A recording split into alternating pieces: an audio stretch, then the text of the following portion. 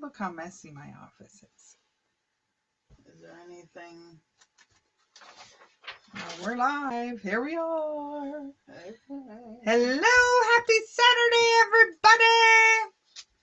Hello. I'm Christina Rue from HLC Bookkeeping and Office Services. I'm Krista Rue from the same. And disregard the chaos that is my office. 'Tis the season. All right. So the purpose of Saturday Solutions is just to spend 15 to 20 minutes where we talk about things that have come up during the week as it pertains to small business owners, senior managers, and such. Yep. And we focus on improving where you live, work, and worship. So we have topics every Saturday that will deal with one of those three areas. All right. So let's recap last week. We talked about how you should be talking to your tax professional about the Student Loan Repayment Assistance Program, which allows the employer to pay directly on an employee's loan, and it becomes an expense to the employer, but it is not considered income to the employee. Pretty cool benefit. It's a benefit for both. So please talk to your tax professional about that. Then we also talked about QuickBooks quick tips, little things that will make it easier when you're working in QuickBooks. And then also count your blessings, since it was Thanksgiving weekend. Savor the victories and learn from the defeats. That's right. Savor the victories. All right. So the first one will be presented by Christina today, solution number 1. Off the bookshelf, because it's the first, first Saturday of every month, right? We devote to education of some kind. Right. And this one was a business professional education of a book I read, and then talked to a business group of people about the lessons learned, shall we say. But the book's called Who Moved My Cheese? An Amazing Way to Deal with Change. And so basically, Who Moved My Cheese is by Spencer Johnson and Kenneth Blanchard. And it's such a quick, easy read. I recommend it for everyone. But basically, these characters are two mice, Sniff and Scurry. And then they're two little people with complex brains and complex belief systems, hem and haw. So there's people and mice in this story. And so the cheese is that which we search for. So it kind of follows these 4 characters in their search of cheese. Adventures and their obstacles. Yes. And all that. Yes. And things that there's little nuggets of wisdom throughout the book that really start making you think, what is your cheese? Yeah, because you're going to see, you're probably one of these 4 little characters. Yeah. And is that a good thing? Or should you be expanding your mind? Yes. And what can happen when you get successful? Sometimes we get a little arrogant in our success and we forget about the journey to get there. And nobody starts successful. I don't care who you are. When you're born, we're all pooping our pants, people. So, you're not successful, at the beginning. So, and I like this book because it was just such a cute way to present such important topics, if you really think about it.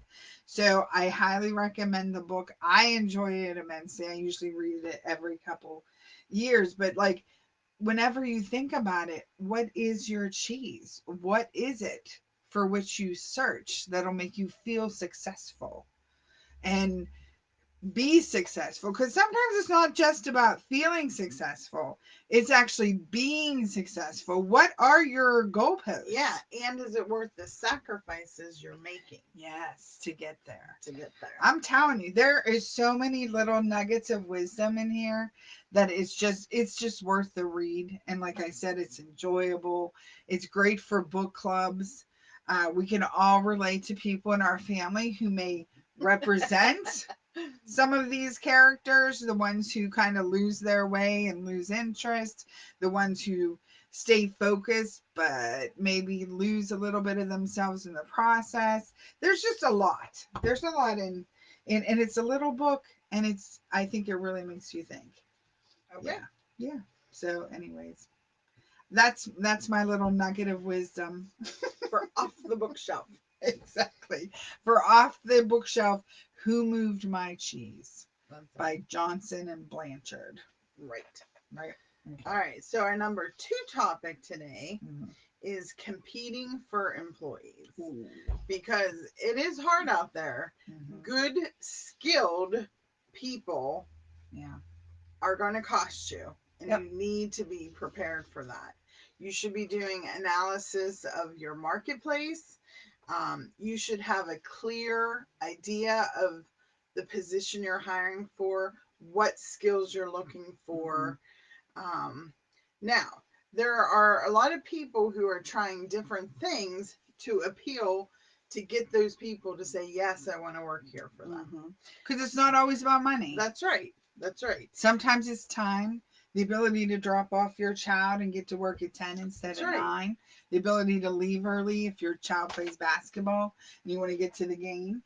It's not always about money. Yeah, sometimes flex time is more important than anything else, because time you cannot get back. Right. And there are certain positions that can't offer that type of thing. Right. But there are positions who can. So let's think outside the box when you're competing. And like when you're doing that interview as both the employee and the employer, what are your wants and needs? Sometimes when we're in interviews, we're only thinking, I need to get a job, I have bills to pay, whatever. But what's your perfect time period? Like if somebody works in a job that it's maybe not a career type job and they want to be a writer, does this job give them the opportunity to write on the side? Can you meet people that might help that dream and goal? Like, it's not just about the job. Think about the big picture. That's right. And then also from the employer point of view is, yes, you have a base salary, but do you? Because a lot of people now are doing sign-on bonuses, which is, here's your salary. I can't pay as high, but I'll give you $2,000 just for starting. And, well, I always say it's got to be at least 3 months, you say. Because, like, I'm not going to invest time in you, or 6 months, or whatever you decide. And what appeals to me is a retention bonus. Because up front, I don't know you. I know what you've told me. I know what your resume says. So I prefer actually a retention bonus probably at the 6 month and then 1 year mark. Yep. Because again, you're going to be investing time in them and you want them to stay. Yep. So, and maybe instead of, if you can't afford to raise everybody's salary, you do a retention bonus every year. So yes, their base salary stays the same, but if you had a great year, you share that with your employees. Yep.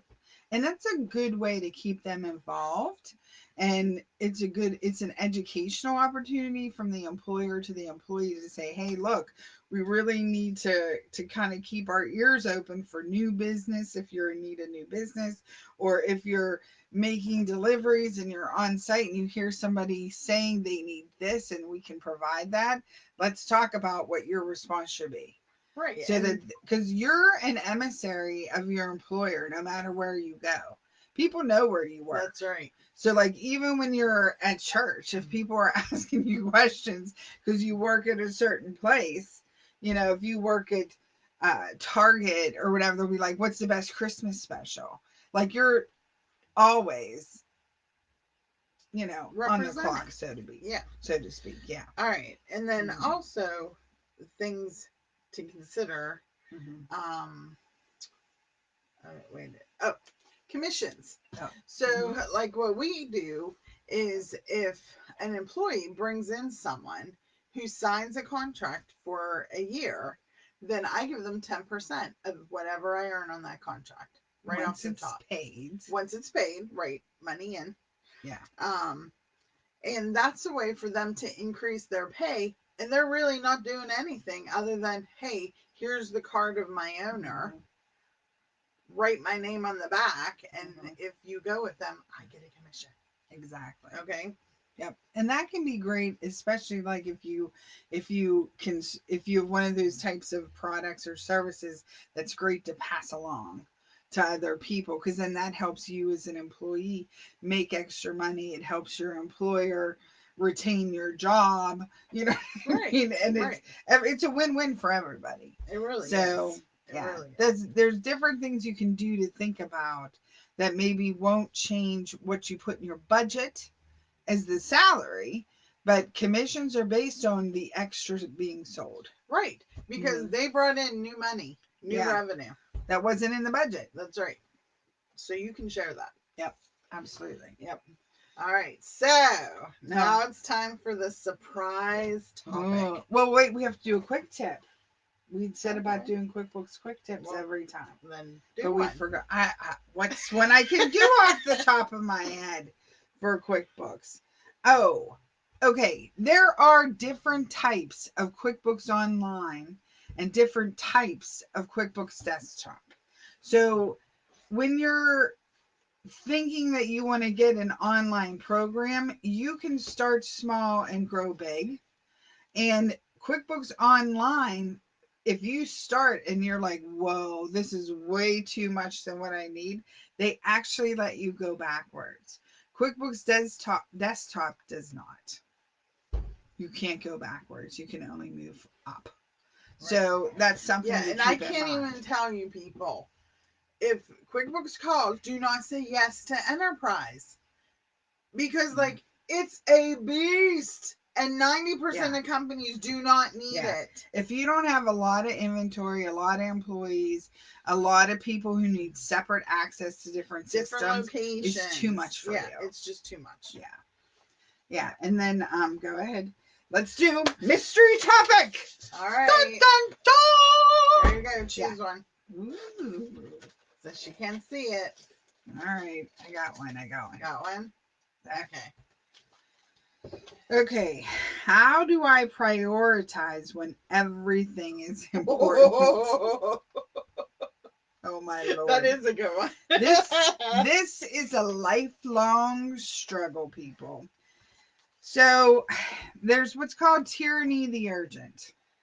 If you have hard deadlines, you have to prioritize by that hard deadline. If you don't have a hard deadline on accomplishing something, that gets pushed down in priorities. However, you can have a beautiful priority system and then something unknown happens that changes everything. And so you have to know when to ask for help. Yes. Because say in our firm, we have 70 different clients, we've got 8 different people, but Christina will say, hey, this happened with my client, I'm going to need someone to help me with this. You have to know I'm going to need more help because this deadline changed. And who's available? Right. So don't be afraid to ask for help first off, because sometimes, again, this is where your mentors come in. They're outside of the situation. If you're feeling overwhelmed, I have 10 things, but I know I can only do 3. Talk to someone who is unknown to the situation. I was just going to say, they can be completely objective. Brutal. They'll be brutally honest. Yeah. They don't know about your relationships with certain people. They just want to know the deadline, what has to be accomplished. And do you know what the time factor involved in? That's the hardest thing to know. Because sometimes people are like, oh, here's my bookkeeping. I only spent 2 hours on it. It'll be fine. You'll do it in no time. Well, it's because they didn't reconcile. They didn't use transaction screens. Yeah. Oh my gosh. There's bookkeeping and then there's bookkeeping. Yes. So yes, you can look at your account data and say, entry, but that doesn't tell you anything. And you can look at your bank and say, I got money, I'm good. But bookkeeping knows how much of that money's already taken. That's right. For upcoming things. So you kind of have to be able to time frame things. And like when we take on new clients, we tell them we're going to be evaluating in 3 months and 6 months. And if you, usually now I'm doing 1 month. Well, I'm going to meet with you in 1 month. Yeah. Because by then I'll have an idea of your flow and what I see red flags and what's going really well. And then 3 months, 6 months, and then yearly. Yeah. But like and sometimes people don't know what they're to be doing. Right. They don't know what they don't know. Right. Don't ask me to fix plumbing issues or when my furnace went out this week to fix furnace issues because I can't. So I don't know. Right. What I don't know. So I'm just saying. Yeah. So again, if you need help prioritizing, ask for help within your firm. Mm-hmm. Ask a third-party person to give you objective ideas. And then sometimes you might just have to suck it up and pull an all-nighter. Yep, there's that too. There's that. Yeah, there's that too. Well, and it says here when everything is important. Is everything important? Right. That's where you need that other person to be like, whoa. I mean, let's evaluate. Yeah, because we do that within our firm. I'll be like, wait. Yeah. Let's put it on paper. Let's talk about it. And then, yes, sometimes Christine will be like, I don't have time. Why are you going to spend 5 minutes talking to me? Because that's going to give me the insight I need. Can you imagine me being that rude? I can't. So, again, there's not enough expletives in there for that to be a direct quote from me. Truth. That is true. All right. But this is where use your mentors. Use the people who help you. Yeah. Exactly. So that was a good one. Yeah. So we have Who Moved My Cheese as the book. We talked about Competing for Employees. We talked about QuickBooks, paying attention to what your true needs are for bookkeeping if you're getting online or desktop. And then we talked about how do I prioritize when everything's important and maybe who to call upon and help you organize your brain and your priorities and your paths. Because especially with Christmas and New Year's, holidays for different religions coming up, everybody's in and out of the office depending on what's going on. What is the priority for December? Because in January, that's our busiest month of the year. So part of the priority in December is rest. Prepping. Yeah, because you have to be ready for the chaos that is January. Yep. 1099s, W-2s, and then new policies and procedures if you have more than 10 employees and or subcontractors now. Everything has to be done online. You can't mail anything. That's ridiculous. It is. Like, let's just put more burden on the employer. It drives me crazy. But that's a whole nother topic. All right. So again, HLC Bookkeeping and Office Services, 724-561-7460. Our email is office@yourhlc.com. Oh, we don't want to forget. Oh, yes. We are doing a seminar called Stoplight Budgeting, Start the New Year Outright. And we are doing that in partnership with the YWCA in Greensburg. It's the YWCA Westmoreland County. They're located 424 North Main in Greensburg, January 10th from 5 to 7. And basically to reserve your spot, you want to call the YW 834-9390. And again, this is stoplight budgeting. It's to start you off on the new year, learning budgeting skills. It's for all ages, businesses or personal finances. We're just giving you some tips, some strategies to think about so that your year can be the best one ever coming up. And we're doing donations are welcome. So you don't have to pay for the event, and we'll just have a bowl there for you to give donations for the YW and get to know them. So please consider attending that and call the YW Westmoreland County to make your reservation. Yes. Okay. So that's it. Oh, and then February 1st here at our office, we are having Organizing Your Castle with Fairy Grace. She's coming in and helping people. We're organizing finances in January. And then here we're helping people have tips to organize their house on February 1st. And that's an evening event just for 2 hours, 5:30 to 7:30. Okay. Tons of stuff coming up, people. We're trying to do one event every month that's just helpful to people, places, things. That's right. Strengthening the community. Exactly. Strong businesses are strong communities. Yep. So, and don't forget, send Joyce, office at your HLC, any ideas for topics that you want us to talk about for the next 3 or 4 weeks, right? Yep. We're doing one surprise topic every Saturday in December.